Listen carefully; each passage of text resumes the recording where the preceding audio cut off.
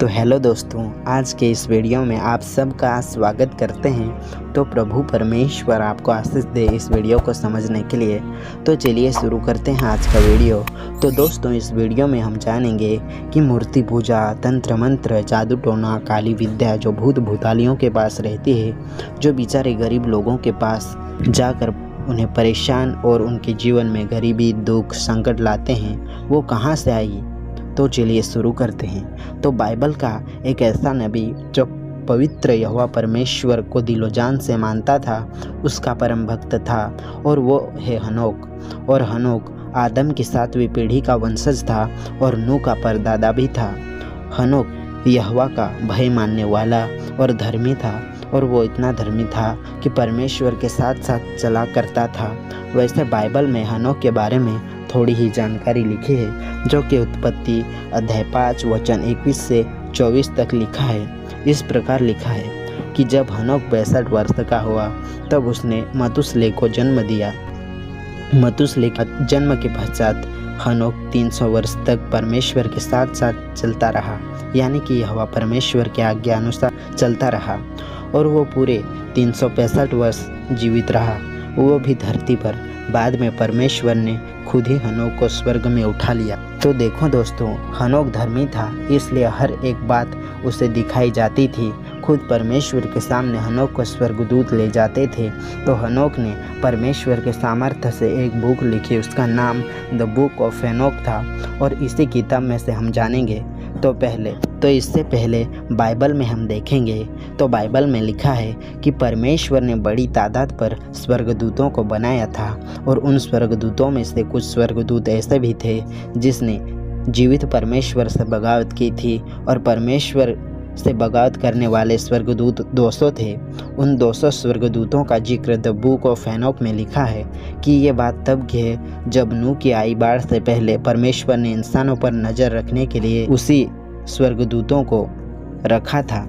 उसी के साथ परमेश्वर ने उन सारे स्वर्गदूतों को इंसानों से किसी तरह की बातचीत करने के लिए सख्त मनाही की थी। फिर क्या हुआ, उन 200 स्वर्गदूतों का लीडर जिसका नाम सामयाजा था, और वो सामयाजा स्वर्गदूत ऐसा स्वर्गदूत था जिसने परमेश्वर का सबसे ज़्यादा भरोसा जीत लिया था, क्योंकि वह परमेश्वर की आज्ञाओं को हर रीति से मानता था।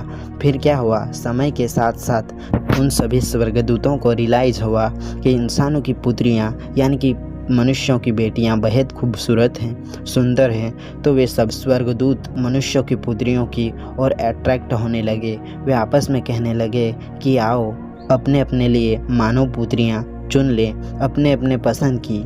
ऐसे उनके लीडर सामयाजों को छोड़कर दूसरे जो स्वर्गदूत थे वो कहने लगे, और उन 200 स्वर्गदूतों में से सामयाजा उनका लीडर था, और दूसरे के नाम थे अरकलबा, रमील, कोकबेल, तालमेल, रामलेल, दानेल, यजकेल, बारीजल, एसाएल, अरमारोश, बतरेल, अनानेल, जकियल, संपापिल, सतारेल, तुरेल, योम्याएल, सारियल। ये 200 स्वर्गदूत में से प्रमुख थे, और वो सभी स्वर्गदूत जो यरद के दिनों में हेर्मोन पहाड़ की चोटी पर उतरे थे, उन 200 स्वर्गदूतों मीटिंग उधर ही थी।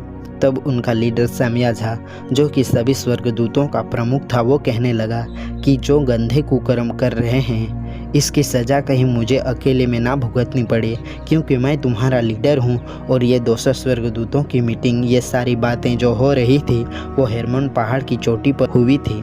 और ये पहाड़ यानी कि पर्वत आज के डेट में लखनान और सीरिया की सीमा पर है। बाद में सभी स्वर्गदूतों ने शपथ खा ली, इस वाचा में बांध लिया कि हम जो कुकर्म काम करने वाले हैं, इस बात की सज़ा जब परमेश्वर हमें देगा तो कोई भी दल छोड़कर कहीं नहीं जाएगा और ना ही पीछे हटेगा।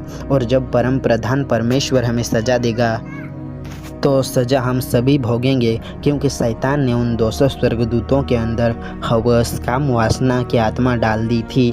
इसलिए सभी स्वर्गदूतों के अंदर ये विचार आए थे, और बाद में सभी स्वर्गदूतों ने अपने अपने के लिए पत्नियां चुन ली, और वे सभी स्वर्गदूत उनके पास जाकर अशुद्ध होने लगे, कुकर्म करने लगे, और उन सभी स्वर्गदूतों ने शैतान की बुरे आत्मा के वश में आकर उनकी पत्नियों को जादू टोना, तंत्र मंत्र, यानी कि काली विद्या जो कि दुष्ट आत्माओं के पास रहती थी, जिसे हम भूत भूताले ऐसे कहते हैं, और बाद में यही विद्या जो कि हमारे पाखंडी बाबाओं के पास, तांत्रिकों के पास और आदिवासी भगत रहते हैं, भगत उनके पास रहती है, और आज भी वो ऐसे ही काम करते हैं। बाद में शैतान ने यानी कि द बुक ऑफ हेनोक का अध्याय 8 में लिखा है कि अजाजेल ने, जो कि शैतान का नाम है, और शैतान ने मनुष्यों को तलवारें, छुरियां और ढालें, झिल्लम बनाना सिखाया और उन्हें पृथ्वी के धातुओं के और भी काम करने की कला सिखाई।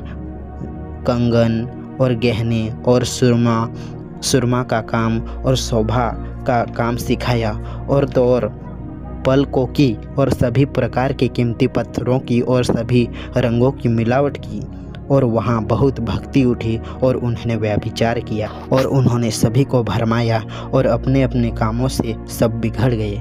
इससे बुरे काम बाद में धरती पर होने लगे, मूर्ति पूजा होने लगी, जादू टोना होने लगा, बहुत बुरे बुरे काम होने लगे। तब पृथ्वी को बहुत बुरा लगा, पृथ्वी को रोना आया और चिल्ला उठी। तब पृथ्वी की चिल्लाहट स्वर्ग में जो फाटक रहते हैं उधर तक सुनाई दी।